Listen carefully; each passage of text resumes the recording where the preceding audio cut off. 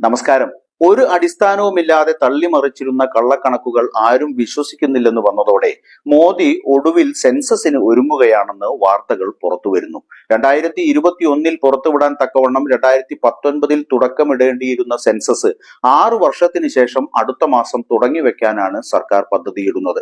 2021 schedule ചെയ്തിരുന്നതും എന്നാൽ COVID-19 മഹാമാരി കാരണം മാറ്റിവെച്ചതുമായ ഒരു ദശാബ്ദക്കാല സംരംഭം പ്രധാനമന്ത്രി നരേന്ദ്രമോദിയുടെ സർക്കാർ നേരിടുന്ന കാര്യമായ ഡാറ്റയില്ലായ്മ പരിഹരിക്കാൻ സഹായിക്കും. സമഗ്ര സർവേ പൂർത്തിയാകാൻ ഏകദേശം 18 മാസം എടുക്കുമെന്നാണ് കണക്കാക്കപ്പെടുന്നത്.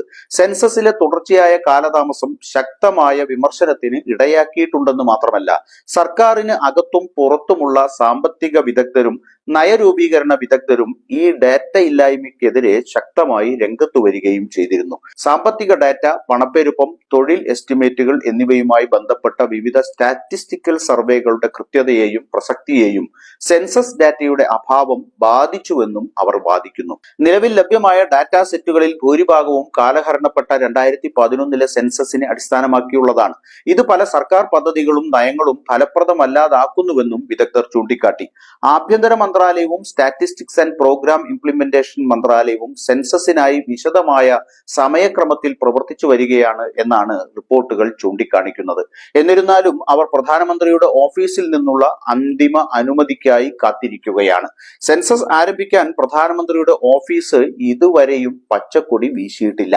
സെൻസസ് അനിവാര്യമാണെന്ന അടിയന്തരാവസ്ഥ ഉണ്ടായിരുന്നിട്ടും 2021 സെൻസസിനായുള്ള ഈ വർഷത്തെ ബജറ്റ് കേന്ദ്ര സർക്കാർ വെട്ടിക്കുറച്ചതും സംശയമുണർത്തുന്നുണ്ട്. സെൻസസിനായി 8754.23 കോടി രൂപയുടെയും ദേശീയ ജനസംഖ്യാ രജിസ്റ്റർ പുതുക്കുന്നതിന് 3941.35 കോടി രൂപയുടെയും ബജറ്റിന് കേന്ദ്ര മന്ത്രിസഭ ആദ്യം അംഗീകാരം നൽകിയിരുന്നു. പക്ഷേ 2024-25 കേന്ദ്ര ബജറ്റിൽ വിഹിതം 1309 കോടി രൂപയായി വെട്ടിക്കുറച്ചു. ഇത് 2021-22 നീക്കിവെച്ച 3768 കോടി രൂപയിൽ നിന്ന് ഗണ്യമായി കുറവാണ്. ഇത്തവണ വെട്ടിക്കുറച്ച തുകയുമായി ഈ വർഷത്തെ ബജറ്റ് വന്നതോടെ ഈ സാമ്പത്തിക വർഷവും സെൻസസ് നടന്നേക്കില്ലെന്ന ചർച്ചയാണ് ഉയർന്നു വന്നിരുന്നത്. കഴിഞ്ഞ മാസം ധനമന്ത്രിയുടെ ബജറ്റ് പ്രഖ്യാപനങ്ങളിൽ സെൻസസിന് മതിയായ ധനസഹായം നൽകുന്നതിനെ കുറിച്ച് പരാമർശമില്ലാത്തതിൽ കോൺഗ്രസ് നിരാശ പ്രകടിപ്പിച്ചിരുന്നു. സ്വാതന്ത്ര്യത്തിന് ശേഷം ഇതാദ്യമായാണ് സർക്കാർ കൃത്യസമയത്ത് സെൻസസ് നടത്തുന്നതിൽ പരാജയപ്പെടുന്നത് എന്നാണ് കോൺഗ്രസ് നേതാവ് ജയറാം രമേശ് പ്രതികരിച്ചത്.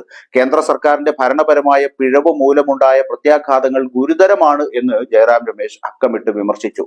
ദേശീയ ഭക്ഷ്യസുരക്ഷാ നിയമത്തിന്റെ പരിധിയിൽ നിന്ന് ഒഴിവാക്കപ്പെട്ട 10 മുതൽ 12 കോടി വരെ വ്യക്തികൾ ഇതിന് ഉദാഹരണമാണ്. NDA പങ്കാളികളിൽ നിന്ന് പോലും ആവശ്യമുയർന്നിട്ടും സർക്കാർ സാമൂഹിക സാമ്പത്തിക ജാതി സെൻസസ് ഒഴിവാക്കുന്നത് പ്രതിഷേധാർഹമാണെന്നും രമേശ് കൂട്ടിച്ചേർത്തു. 2021 സെൻസസ് പൗരന്മാർക്ക് സ്വയം സാക്ഷ്യപ്പെടുത്താൻ അവസരം നൽകുന്ന ആദ്യത്തെ ഡിജിറ്റൽ സെൻസസ് ആയിരിക്കുമെന്നാണ് കണക്കാക്കപ്പെടുന്നത്. സെൻസസ് നടത്തി യഥാർത്ഥ വസ്തുതകൾ പുറത്തു വന്നാൽ ഇതുവരെ കെട്ടിപ്പൊക്കിയ കള്ളങ്ങളെല്ലാം ചീട്ടുകൊട്ടാരം പോലെ തകരുമെന്ന ഭീഷണി നിലനിൽക്കുന്നുണ്ടെങ്കിലും ഇനിയും സെൻസസ് നടത്തുന്നതിൽ നിന്ന് ഒളിച്ചോടാൻ മോദി സർക്കാരിനാവില്ലെന്നതാണ് യാഥാർത്ഥ്യം.